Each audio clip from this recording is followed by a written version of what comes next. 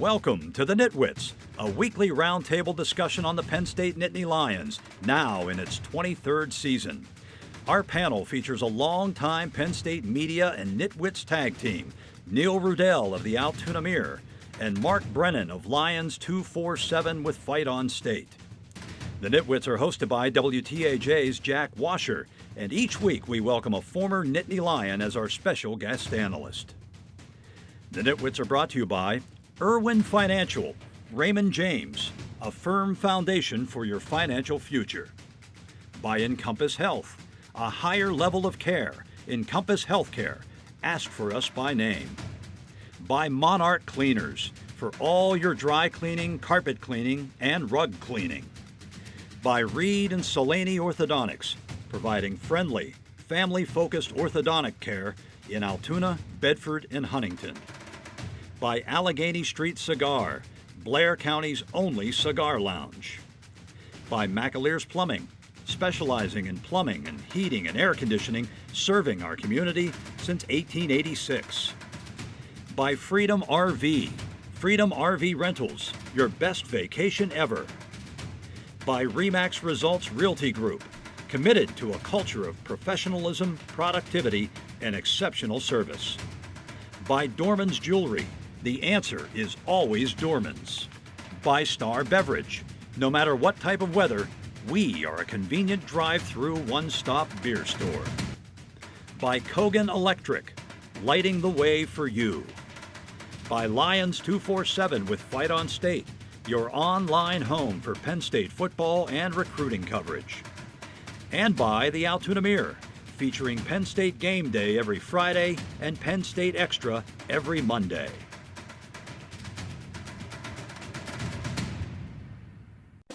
Welcome to Nittany Nation Overtime. And welcome into Nittany Nation Overtime. I am Jack Washer. Thanks again for joining us. Let's meet the panel for tonight's show. From left to right on your TV screen, Mark Brennan from FightOnState.com and Lions 247. Neil Rudell from the Altoona Mirror and former Penn State great Mike Irwin back again in the saddle with us. Thank you all for joining us. Guys, we finally have a Penn State win to talk about, 27-17 over Michigan. And honestly, I think they may not lose again in 2020. Granted, they only have 2 games left, but, you know, I got to make statements like that. So, Mark, even though Michigan is down, what did yesterday's win, really mean to this program that feels like it's taken hits every week? Yeah, I think, we've been pretty tough on the coaching staff here. And the one thing that really jumps out to me, I think you have to give the coaching staff a lot of credit. It would have been real easy to mail everything in when you're 0-5 and really with nothing left to play for, but they didn't. They had to depend on a lot of young guys. They got them ready to play. Nobody's going to confuse this Michigan State with Ohio State or some power team. But, this was a game of who wanted it more or maybe who wanted it less. And to me, James Franklin and his staff got their players ready to go. Holiday week, guys banged up, and went out and played well and won the game. Yeah, I think it's great that they changed the national narrative and stopped the bleeding and really changed the course of the season. I can't give them a lot of credit for not quitting, because I think that's what they're there to do, to put their best. We were criticizing their effort the first few weeks. So, but Jack, to your point, they actually could play 4 games left this year. Because there's a Big Ten West-East potential matchup, and then we'll see what happens with what would presumably be a pre-January 1st bowl game somewhere, should they choose to accept that, or should there be one. I agree with Jack. I think we have something to look forward to. We've got 2 more games left, and I'm going to put my money on Penn State for the next couple of games, because Rutgers and Michigan State are both beatable. But I go back to what Mark said. I think coming out of 5 losses, the attitude of the kids, to hang in there and keep battling through all this. They could have easily given up, and the coaching staff too. I was ready originally just to criticize the coaching staff, but I think coaches have done a good job keeping them together. And obviously, beating Michigan makes the season. My brother-in-law said, anytime you beat Michigan, it's been a good season. I think I noticed something yesterday in the post-game press conference. Franklin sounded happier, like for the first time since, I don't know, August, maybe. I can't remember, but he he seemed upbeat. I mean, he just said we were gritty and whatnot. And it felt like a different Franklin post game. I mean, did you guys kind of notice those same things when talking with him, after the game? Yeah, I mean, I think part of it was because not only that they won, but the way they won. I mean, at the beginning of the fourth quarter, it looked like they were going to blow another game.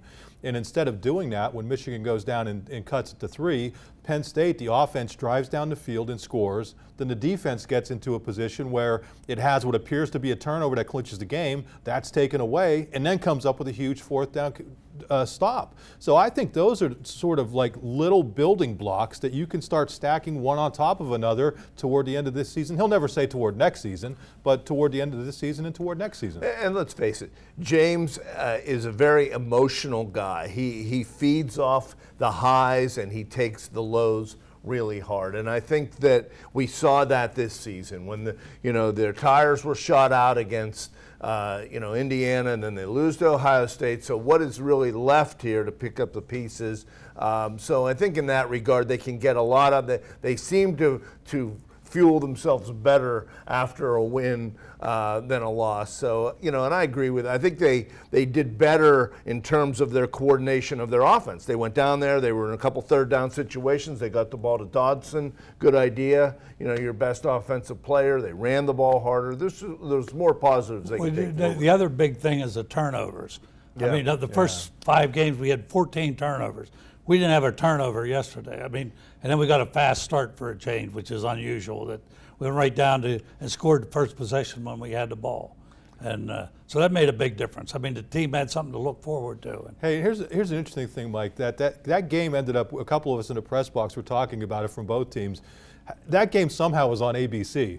So think about it. If that game's not on ABC, if that's not on a major network with all these camera angles, if that's on BTN and not a knock on BTN, that Parker Washington play may well have been not overturned. So the fact that you had 2 power schools, I think it says something about Michigan and Penn State when ABC is still willing to cover it. And Penn State caught a little bit of a break that they had the right camera angle of a play that was overturned. Right, and the ruling on the field was a fumble. That would have been their 4th straight That's what I'm saying. Surrendered And now all of a sudden the landslide is hitting again. Yeah, you mentioned Parker Washington, Mark. Him and Kevon Lee, I think, really showed out yesterday and have been very impressive in the first 6 games of the season.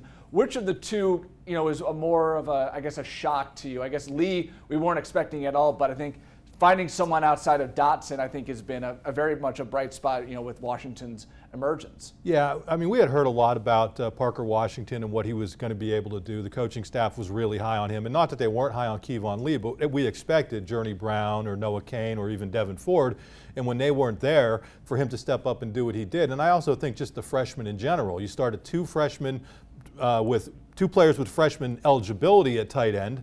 You started a freshman with eligibility guy, redshirt freshman at tackle. I think they started 6 redshirt freshmen or true freshmen on offense, which again leads you looking toward the future. If you look at it, I think there's 81 underclassmen on that team. 55 are either freshmen or redshirt freshmen. So there's a lot. I mean, I think they only have 10 seniors altogether that are going to be gone from that team.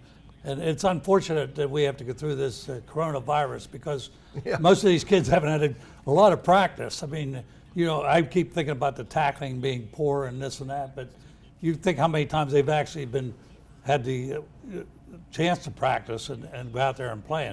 They missed all preseason, spring practice, and then during the thing there, how many times it's affected the tackling at a lot of places. Their tackling was better yesterday, most of it. No doubt. Well, coming up next, did Penn State finally find the right quarterback formula? We discuss that next.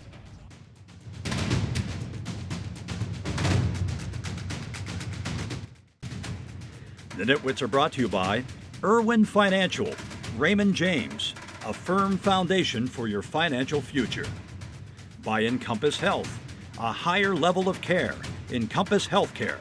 Ask for us by name. By Monarch Cleaners, for all your dry cleaning, carpet cleaning, and rug cleaning. By Reed and Solaney Orthodontics, providing friendly, family-focused orthodontic care in Altoona, Bedford, and Huntington. You're watching Nittany Nation Overtime.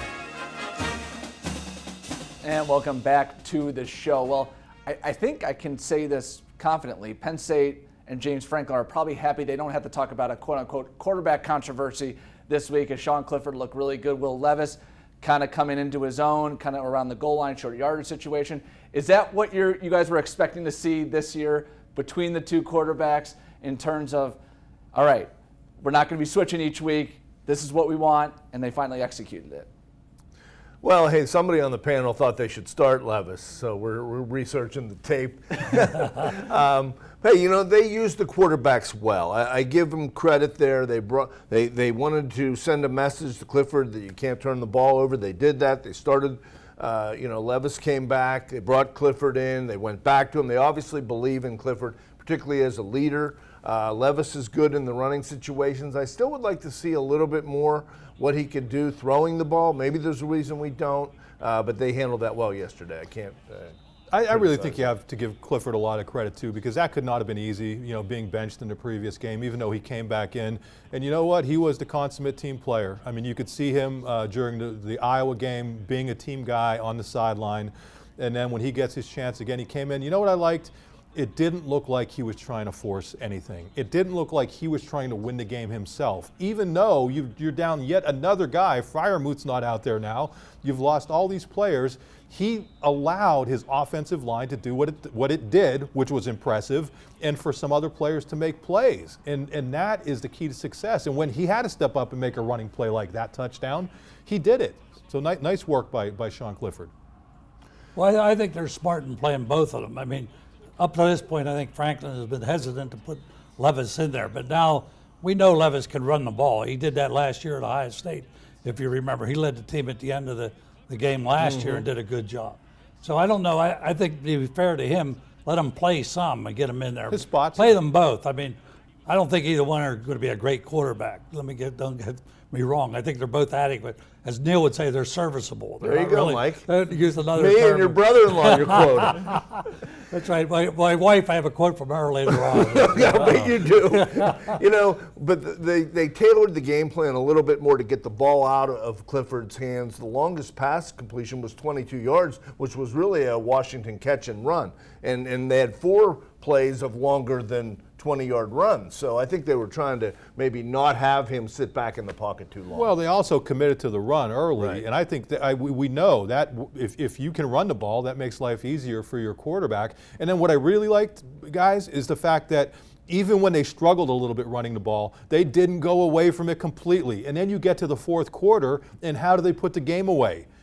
You go back and you start running the ball. The offensive line gained confidence. You saw them going with a 6-man line. You saw Juice Scruggs coming in. You saw C.J. Thorpe throwing key blocks off the bench. That was a really good game for the offensive line. And again, after a tough year for the O-line, something that maybe you could build on moving forward. Yeah, and I also liked, I think in the Indiana game when Levis would come in, they tried like a, kind of a read option and whatnot. Just get him going downhill and going forward, because it's not fun tackling Will Levis. I mean, he's not, as big as well, actually, you could argue he's as big as a tight end, but like you get him downhill and you don't get his feet stopped.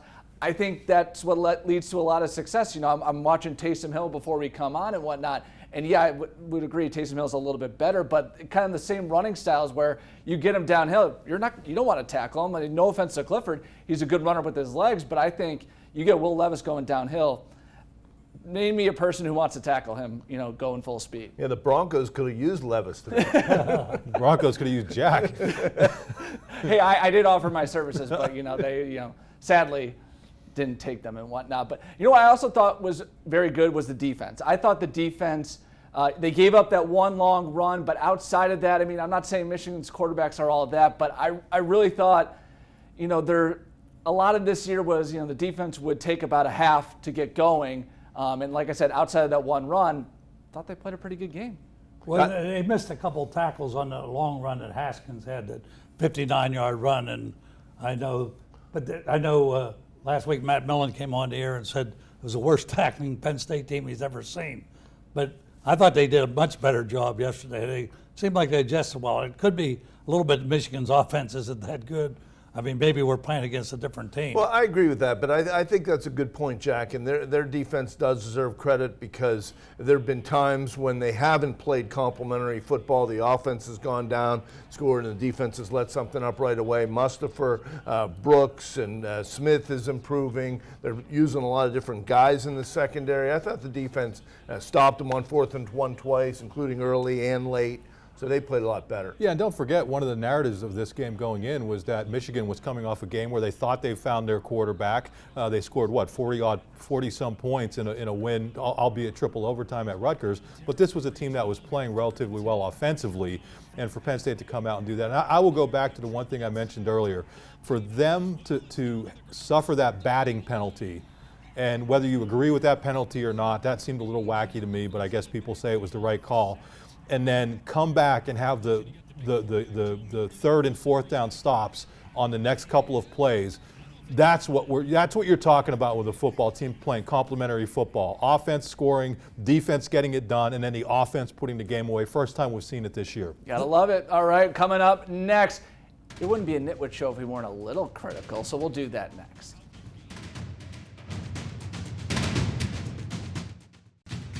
The Nitwits are brought to you by Allegheny Street Cigar, Blair County's only cigar lounge. By McAleer's Plumbing, specializing in plumbing and heating and air conditioning, serving our community since 1886. By Freedom RV, Freedom RV Rentals, your best vacation ever. By Remax Results Realty Group, committed to a culture of professionalism, productivity, and exceptional service. You're watching Nittany Nation Overtime. And welcome back to the show. Now, Penn State did win 27-17, first win of the season, but they are a 1-5 team. So, guys, I got to ask, there are still some, elements of being a 1-5 team that we saw yesterday. What really kind of stood out to you and what you hope they can fix going into Rutgers, Michigan State, and hopefully, like Neil said, potentially 2 more games after that? Well, I would start with their red zone offense. I mean, I think they would move the ball down, they get down close to the goal line, and I hate that fade pattern that they keep throwing every game. Join the club. I mean, it's a lot easier to hit somebody coming across the middle than it is to throw it into the corner. You have to really be accurate, and you have to have a 6'5" receiver in there, and they don't have 6'5" receivers. So, I mean, I think that's been the issue with them, and and then not having somebody under center for some of those short yardage situations. Well, they did move in with Levis, and they had 2 tight ends, so we're going to have to accept that. But I agree with you on the fade. It's such a low percentage. They tried it a couple times. I didn't like when they spiked the ball and gave up a play. They didn't have to do that. Just general management of those situations. They let 17 seconds roll off the clock and then called a timeout. When maybe they could have used that time. It ended up being, got a field goal out of it. But, what bothers me a little bit is I don't think they're taking enough chances on special teams. I mean, this is a year where you need an injection to help your offense and your defense, and they're fair catching all these kickoffs, including the ones where there's 15 yards in front of it. They haven't really gone after the punter at all. I'm just saying they kind of need some special teams plays that we haven't seen. Well, we just saw a clip there of Jason Owe jumping offside. He did that twice in the second half, and one gave Michigan a first down, the other made a third down much shorter, and Michigan scored on both of those. And the other two, Michigan on 2 other Michigan scoring drives, Jordan Stout, I'm not sure what was going on there. I mean, he was kicking the ball out of bounds. This guy could put it out of the end zone every single time. I don't know if that was strategy. We didn't have a chance to, sometimes they try to get it down in that little corner. But to me, I think if you have Jordan Stout, you take the touchback every single time. That gave Michigan a shorter field twice, and they took advantage with the field goal and touchdown. I saw one play. I think it was like 3rd and 3, and Clifford ran right into the line. And all I thought about was Neil Rudell was screaming from wherever he was, like, "Why are you doing that? Just put Levis in and whatnot." He wanted to give it to the fullback. So Neil, was my prediction correct? Well, I do still think they run too many quarterback draws, but they got close to 100 yards of rushing out of their quarterback. So you can't really have it both ways. But I think those were scrambles. They weren't necessarily the designed runs. I think it takes away other opportunities from your running backs. Lee looks really good. You got home some carries. So, yeah, I'm going to stick with too many quarterback draws, but the quarterbacks ran the ball well, if that can be. Lee had almost a perfect game, but then the one drawback, they were ready to kick a field goal, and he moved in the backfield. 4th and 1. And made it 5 yards deeper. Yeah, but that was after Michigan had a guy running off the field that Penn State could have snapped it and got a first down. So I give the freshman, I give him a pass. Yeah. And I think that the quarterback, even though it was Levis, has to recognize that and say snap the ball. So sorry, Jack. No worries. All right, coming up next, Rutgers is on the horizon for the Nittany Lions, but it won't be like years past playing the boys from Piscataway. We got our predictions. That's next.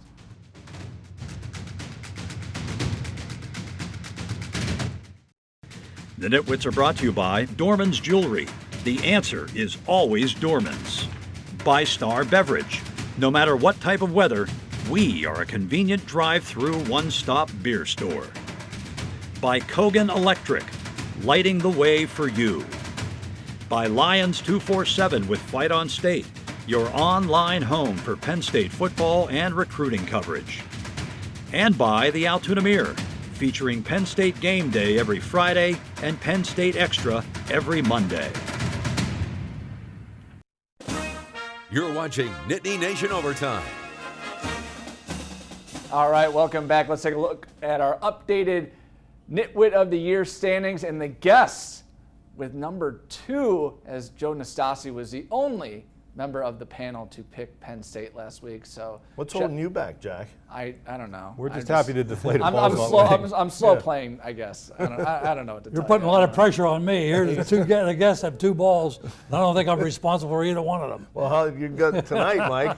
I'll have a good shot tonight. So Penn State plays Rutgers. They open up as about a 10-point favorite, but like years past, this would be an automatic check, for in the win column. But Rutgers, coming off a win against Purdue, took Michigan the triple overtime, beat Michigan State, who just beat Northwestern. So this isn't your same old Rutgers, and you got to give a lot of credit to Greg Schiano for somewhat reviving that program.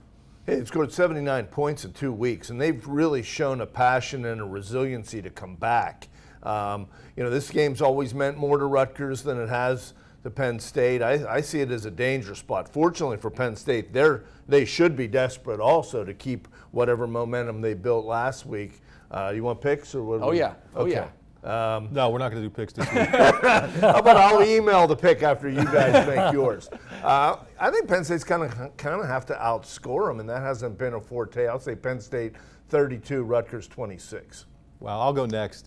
Greg Schiano, this is a big game for him, too. Obviously, a former Penn State assistant coach, and to be able to win on the recruiting wars would be big. But I like the job that Penn State's offensive line did this past week. I think they can really build on that.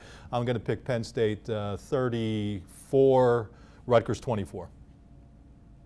Mike? Thanks for staying away from me anyway. Yeah, I know our record against Rutgers is like 27-2. I hope another Maryland doesn't show up here. That's good. But I'm predicting 31, Penn State 31, Rutgers 17. I think they'll beat them by about 14 points. Yeah, and I'm going to go Penn State 40, Rutgers 23. I think Rutgers is kind of now like a plucky, everyone's kind of falling in love with them right now. They had that great win against Purdue. But I think Penn State finally found its formula. Don't turn the ball over. And, if Sean Clifford has finally figured that part out and whatnot, I think, I think Penn State with the defense finally, realizing that, hey, we can play well in the first half too. Like there's nothing against the rules with doing that.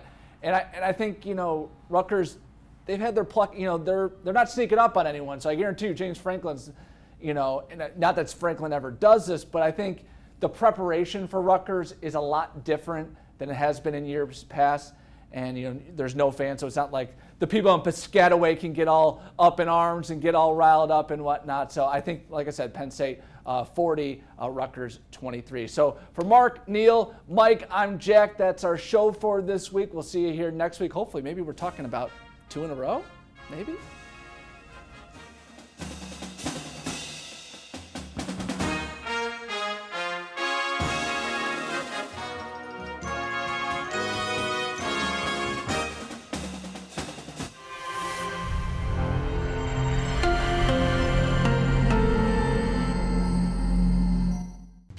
The NitWits have been brought to you by Irwin Financial, Raymond James, a firm foundation for your financial future. By Encompass Health, a higher level of care. Encompass Healthcare. Ask for us by name. By Monarch Cleaners, for all your dry cleaning, carpet cleaning, and rug cleaning. By Reed and Solani Orthodontics, providing friendly, family-focused orthodontic care in Altoona, Bedford, and Huntington. By Allegheny Street Cigar, Blair County's only cigar lounge. By McAleer's Plumbing, specializing in plumbing and heating and air conditioning, serving our community since 1886. By Freedom RV, Freedom RV Rentals, your best vacation ever. By Remax Results Realty Group, committed to a culture of professionalism, productivity, and exceptional service. By Dorman's Jewelry, the answer is always Dorman's. By Star Beverage, no matter what type of weather, we are a convenient drive-through one-stop beer store. By Kogan Electric, lighting the way for you. By Lions 247 with Fight on State, your online home for Penn State football and recruiting coverage. And by the Altoona Mirror, featuring Penn State Game Day every Friday and Penn State Extra every Monday. Thanks for watching, and we'll see you next week.